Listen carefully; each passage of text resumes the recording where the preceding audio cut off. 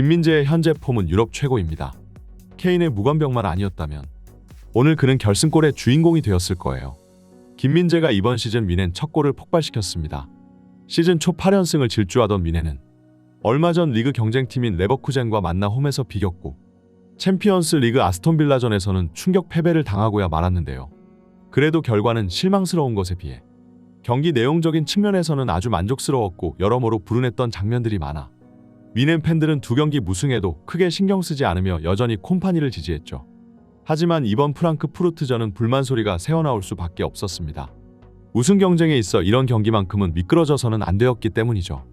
미넨은 15분 만에 빠르게 선제골을 터뜨렸는데요. 그리고 그 선제골의 주인공이 바로 이번 시즌 팀에서 가장 뛰어난 활약을 펼치고 있는 김민재였습니다. 코너킥 상황에서 얼떨결에 발 앞에 공이 떨어진 밀러가 김민재를 바라봤고 김민재는 밀러의 패스를 받아 아주 강하게 골키퍼의 머리 상단으로 때려 넣으면서 골망을 흔들었죠. 하지만 이 좋은 출발에도 미넨은 곧바로 두 골을 내주며 흔들리기 시작했습니다.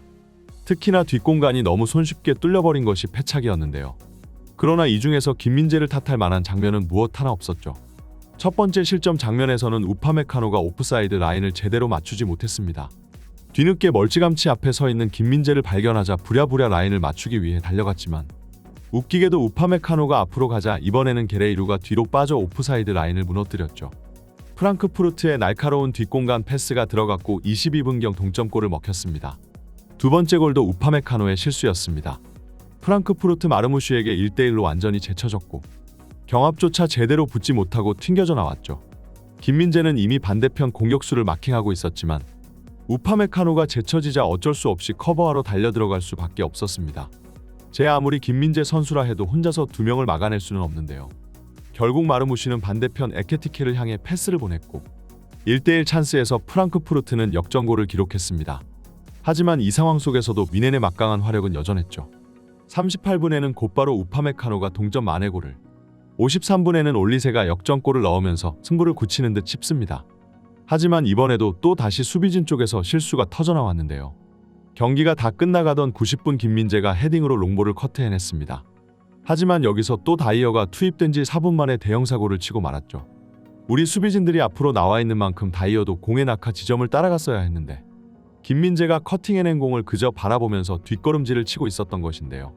공이 빈 공간으로 떨어지자 그 공을 곧바로 프랑크푸르트가 가로챘고 심지어 느려터진 다이어는 뒤에서 먼저 출발했는데도 상대 공격수 마르무슈의 스피드를 따라가지 못했고 결국 경기 종료 직전 동점골을 허용하면서 미넨은 3경기 연속으로 승리를 챙기지 못하게 되었습니다.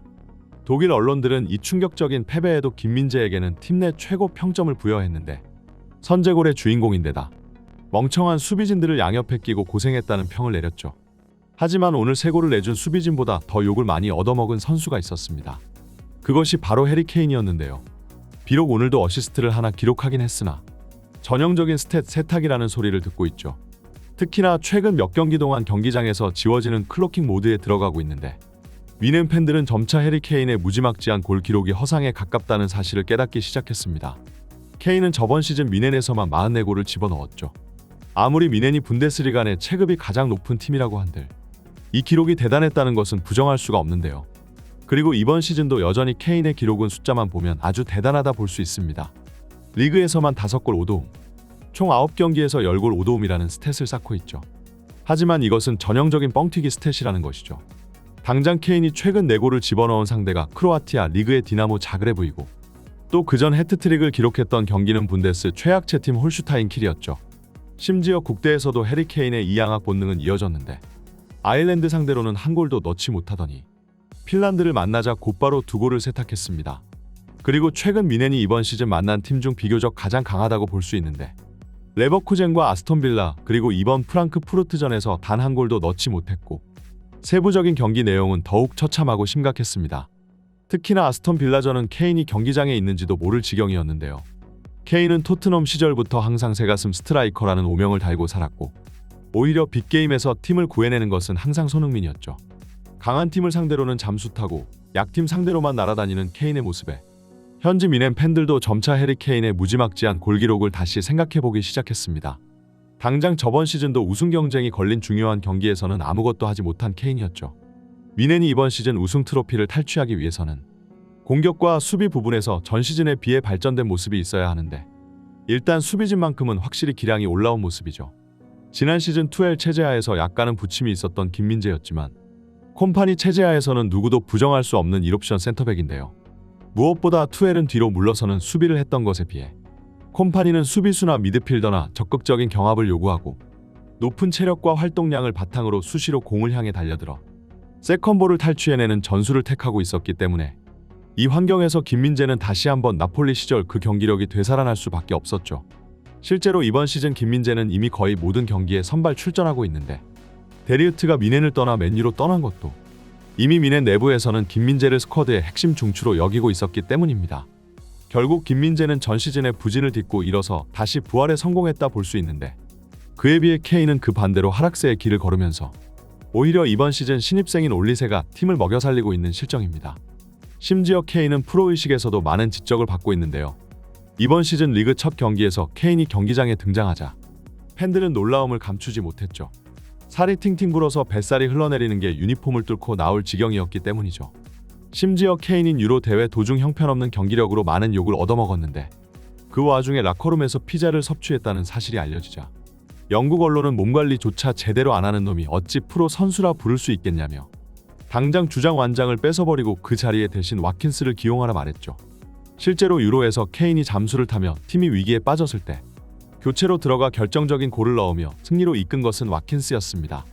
콤파니는 유럽에서 가장 공격적인 축구를 구사하는 만큼 그만큼 공격진 쪽의 퀄리티가 아주 중요하다 볼 수 있는데 불안했던 수비가 김민재의 활약으로 어느 정도 메워진 것에 비해 예상치도 못한 케인의 경기력 대폭락으로 공격 쪽에서 최근 대위기를 맞고 있죠. 특히나 케인 하나만 문제면 모르겠는데 자세히 들여다보면 현민엔의 공격 라인업은 답도 없는 수준이죠. 일단 케인은 유럽에서 가장 많은 주급을 수령하는 돈 먹는 하마이고 그나브리와 사네 이 두 선수의 연봉도 만만치 않습니다. 하지만 이 두 선수는 그야말로 유럽에서 최악의 판단력을 지닌 멍청한 선수들로 꼽히는데 경기장에서 2부 리그 선수만도 못한 선택을 내릴 때가 많아 이번 시즌 플랜에서는 주전에서 제외되며 사실상 로테 혹은 벤치 멤버로 출발하는 중이죠. 여기에 팀 내 최고 핵심 에이스인 자말 무시알라는 부상에 계약일이 26년까지로 점차 계약 종료 날짜가 다가오고 있고 아직까지 재계약에 서명하지 않고 있는 데다 언론에서는 또 무시알라의 프리미어 리그 이적설을 대대적으로 보도하고 있기 때문에 심상치 않은 기류가 구단 내부에서 이어지고 있는 중이죠. 여기에 킹슬리 코망은 유럽을 대표하는 유리몸이라 수시로 누워대서 제대로 기용조차 해줄 수가 없고 그야말로 이름값만 높지 정작 가보니 실상은 경기력에는 도움도 안 되는 죽음 먹는 괴물들 뿐인 것이죠.